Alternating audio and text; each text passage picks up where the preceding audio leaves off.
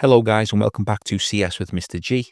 Today we are starting a new unit, which is Unit 6, and this is all about automated and emerging technologies, looking at automated systems, at sensors, and then moving forward into the world of artificial intelligence and how that plays a role in today's world. So just a reminder of where we are up to in the syllabus. So far we've covered Units 1 to 5. And Unit 6 is the last unit that's within the Paper 1 section of the syllabus. If you are following the iGCSE syllabus, the remainder of the course all applies to Paper 2. So like I said, this is the last unit within the theory aspect of the course. It's only a very small unit, and as always, we'll try my best to explain using real-world analogies and typical examples to help us. So starting off with automated and emerging technologies. In today's lesson, we need to look at how sensors work with microprocessors and actuators in order to create what we call an automated system. So this lesson ties heavily within the Unit 3 topic of sensors, which we've already looked at, and the term microprocessors and actuators, which is also being covered in Unit 3. So there's going to be a lot of terms that we've heard of before. And if you haven't seen it already, it might be worth going back to watch that Unit 3 video when it comes to the input, process, and output of data in a system. Once we've covered the aspects of an automated system, including those three parts we've just mentioned, we also need to describe the advantages and disadvantages of an automated system for a given scenario. So we need to use our knowledge of these systems, be able to explain when and where we would use them, and if they are going to offer advantages or disadvantages as opposed to a human doing the job that we'll see. So firstly, just a quick recap of the terms that we've mentioned. An automated system requires the three parts we can see here: sensors, microprocessors, and some kind of output, such as an actuator. But it could also use things like lights or sirens. We will look at many examples of where these different devices will be used when it comes to an automated system. Remember, an actuator is just a device that controls movement. For example, this robotic arm in a factory, it's got rotation here, here, here, and here. But all of these moving parts will be controlled by what we call an actuator. So the term automated means that the system does the whole job without any human involvement. Automated is very close to the word automatic, so some kind of system that will do the job by itself without human involvement. That's what the term automated system means. Remember, these parts here is what it's made of, but the term automated system itself means that it does the job without human intervention.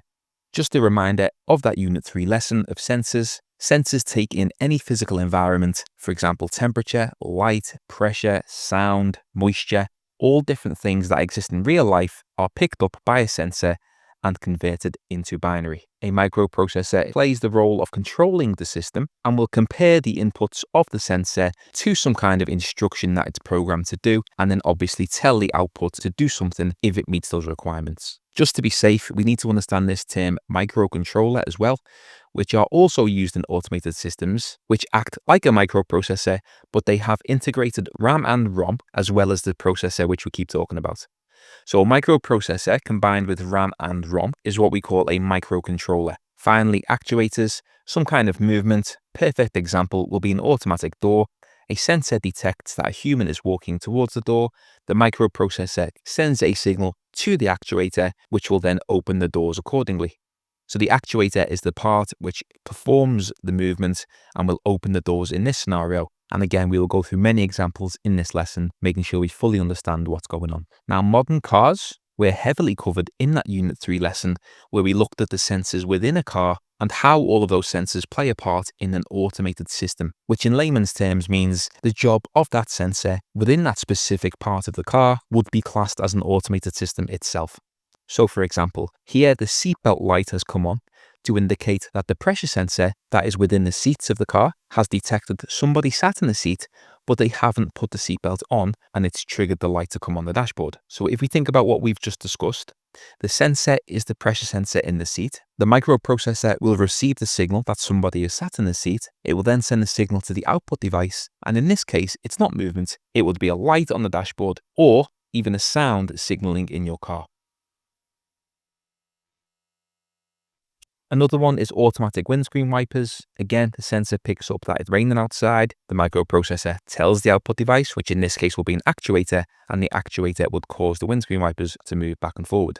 And again, all these other sensors will be the exact same process, just with a different sensor involved and the output being a little bit different. Again, all this was covered in Unit 3, so go back and watch if you need to. Now, what we need to do in terms of Unit 6 is apply this knowledge and explain where we would use an automated system in all of these industries here. So for each one, we'll go through a basic example and I'll explain how a sensor would work with a microprocessor and an actuator involved. So in industry, we could have an automated packaging system.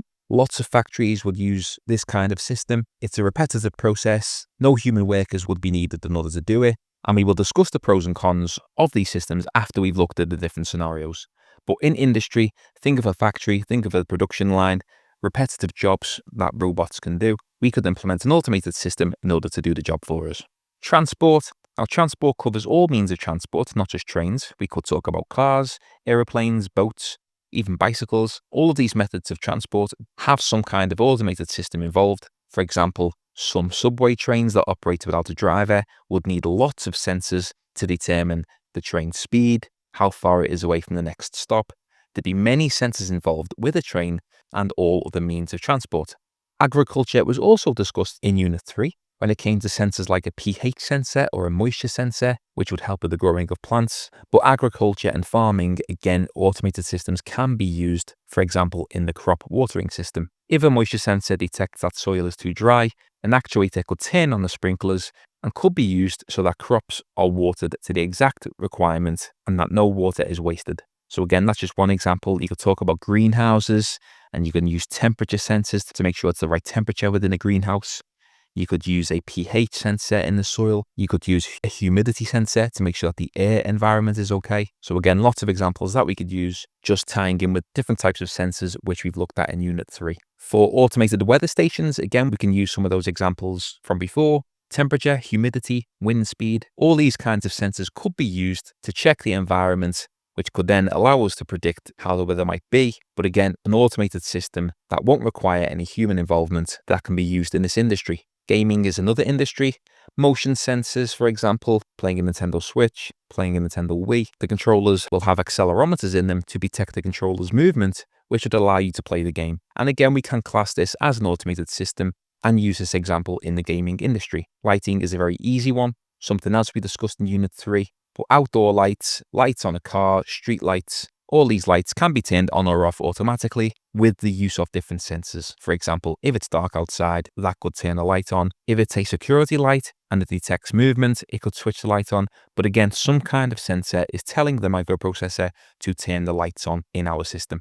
And finally, within science, there are lots of equipment that would use automated systems, especially in this industry, as there are many harmful chemicals. They could be very dangerous environments for humans to work in. So we'll come back to this when we look at the pros and cons of automated systems in the next slide. So as you can see here, the pros and cons of automated systems tie in heavily with many discussions that exist around the use of AI and what kind of world we will live in moving forward and in the future. But if we start with the pros, from a business perspective, less people need to be employed. In a factory, for example, if we can implement an automated system to do a very tedious job, rather than paying somebody to do it, we can use a system to do it itself, which ties into the next point, which repetitive tasks carried out don't need breaks and can be done to a very high accuracy. If this is a continuous task that's done over and over and over again, which humans don't tend to like to do, an automated system could be implemented in order to complete this job. So we see this as an advantage, although the opposing argument to these cases would be that people may lose their jobs or there are less jobs to apply for. So if you think about this from an ethical approach, there might be less jobs in certain industries, with the only increase in jobs being within programming or the development of automated systems. So something to think about when it comes to the ethical approach and whether it's right or wrong in certain industries. The next advantage we have is the ability to work in dangerous environments. In the science industry, for example, if a factory works with very harmful chemicals or very high or very low temperatures, basically cases of where people might be harmed, it could be a huge advantage to implement an automated system so that nobody is hurt or affected and no one's lives or health is in danger. However, they could also be considered dangerous if something went wrong in the case that humans and automated systems are working together, and there could be a risk of a system malfunction or a hardware error, which could lead to a negative consequence. So something else to bear in mind. We can also mention the word accuracy as an advantage. Whatever job the automated system is doing, they should be pretty accurate. I've mentioned gaming there, as it can simulate things to a very high accuracy, but in most industries, they will be more accurate than a human. And if we just go back to this point, They don't need any breaks. So they can work all day long with the chance of less errors happening due to people being tired, for example. So again, we can put these all together as the advantages for an automated system. Last point I want to make is the cost. Although I've mentioned here few people are employed, which would save money, automated systems can be expensive to buy and they also need to be maintained. So something else you can talk about is the cost of them and whether the saving of money from employing someone would be worth buying the automated system from a business perspective. And finally, just a quick practice question to see if we can apply what we've learned to an exam style question, looking at how sensors, microprocessors and actuators all work together in an automated crop watering system.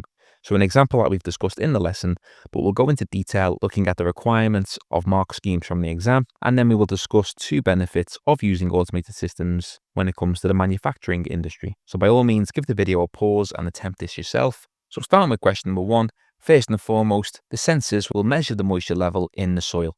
So you can mention that the sensors are installed into the soil. You can mention that it's a moisture sensor, and this will check how much moisture is in the soil from a physical point. This data is constantly being sent to the microprocessor, where the processor is programmed to check if the soil is too dry and needs watering. If water is needed, it will send a signal to the actuator, which will turn on the sprinklers. The sprinklers will then water the crops and make sure the soil is moist enough where the sensors will keep checking until they reach that point where it's happy and it will turn the sprinklers off. So these questions, guys, tend to be 5-6 mark questions, and just getting these buzzwords in there, getting the correct sensor, talking about the microprocessor and the signals being sent, you should be well on for the full marks when it comes to these types of questions. If we look at 2 benefits of an automated system in manufacturing, they can work continuously and much faster than humans, which would help in production speed and just the general time in order to complete tasks. Finally, we can talk about the accuracy and consistency of the automated system. They make much less mistakes than humans, and again, they can work all day long at the same level of accuracy without getting tired or needing breaks. So that's it for this lesson, guys, the first lesson of Unit 6. In the next lesson, we will look at robotics and look at some of the keywords, which kind of ties in with today's lesson. So make sure you fully understand what we've discussed today before you move on, and hopefully I will see you in the next video. Okay, guys, thanks again for watching. See you next time.